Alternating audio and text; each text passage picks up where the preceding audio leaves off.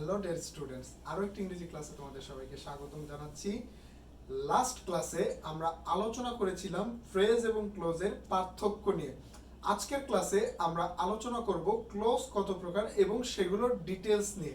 তাহলে চলো আমরা ক্লাসটি স্টার্ট করি। আজকে আমাদের আলোচনার টপিক হলো ক্লোজ। ঠিক আছে, ক্লোজ আলোচনা করব আমরা। ক্লোজ মূলত তিন প্রকার কি কি? Principal clause, subordinate clause, coordinate close. ঠিক আছে, এখন আমাকে প্রথমে জানতে হবে principal clause, subordinate clause, coordinate close কাকে বলে এবং এগুলো আসলে কোথায় কাজে লাগে।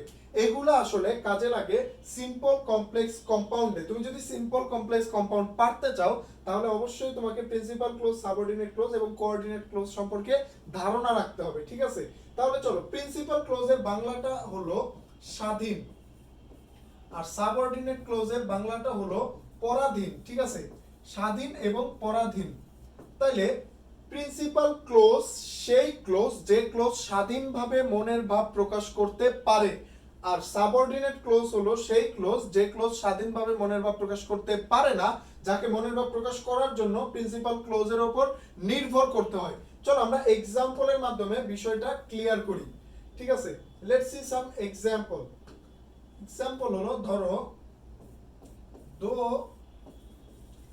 he is poor, though he is poor, he is honest. Though he is poor, he is honest. এই যে আমি একটা এক্সাম্পল লিখলাম, একটু ভালো করে খেয়াল করো। এই এক্সাম্পলের দুইটা অংশ, though he is poor একটা অংশ, he is honest একটা অংশ। প্রথম অংশের মধ্যে একটা সাবজেক্ট আছে, একটা ফাইনাইট ভার্ব আছে, তার মানে এটা একটা ক্লোজ।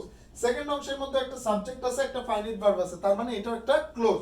দুইটাই ক্লোজ। এখন আমরা দেখার চেষ্টা করব যে কোনটা কি ক্লোজ। প্রথমটা দেখো, দো মানে কি? যদিও। দো হি ইজ পোর, যদিও সে গরিব। যদিও সে গরিব। এখন দেখো কথাটা কি শেষ হইলো না শোনার আকাঙ্ক্ষা আরো বাকি রইলো? দেখো কথাটা কিন্তু শেষ হয় নাই, আমার জানার আকাঙ্ক্ষা কিন্তু আরো বাকি রয়েছে। যেহেতু আমার জানার আকাঙ্ক্ষা বাকি রয়েছে এবং কথাটা শেষ হয়নি, তার মানে এটা স্বাধীন না। এই ক্লোজটা হলো কি? পরাধীন। আর আমরা জানি যে ক্লোজ পরাধীন সেই ক্লোজের নাম কি? সেই ক্লোজের নাম হলো সাবঅর্ডিনেট ক্লোজ। তার মানে দো হি ইজ পোর এই ক্লোজটার নাম হলো কি? Subordinate clause. নিচের ক্লোজটা দেখো, হি ইজ অনেস্ট। এই যে হি একটা সাবজেক্ট, ইজ একটা ভার্ব, এটা একটা ক্লোজ। হি ইজ অনেস্ট, সে সৎ। ধরো প্রথম অংশটা নাই, দো হি ইজ পোর যদিও সে গরিব, এই অংশটা নাই। হি ইজ অনেস্ট, শুধু হি ইজ অনেস্ট আছে। সে একজন সৎ, সে একজন সৎ ব্যক্তি। এটা কি? আমি মনের ভাব স্বাধীনভাবে প্রকাশ করতেছি না। এই অংশ যদি আমার নাও থাকে তাও আমি এটা একটা পূর্ণাঙ্গ সেন্টেন্স লিখতে পারবো। তার মানে এই অংশটা হলো স্বাধীন। আমরা জানি যে ক্লোজ স্বাধীন সেই ক্লোজের নাম কি? সেই ক্লোজের নাম হলো প্রিন্সিপাল ক্লোজ। তার মানে এইখানে দো হি ইজ পোর এটা হলো সাবঅর্ডিনেট ক্লোজ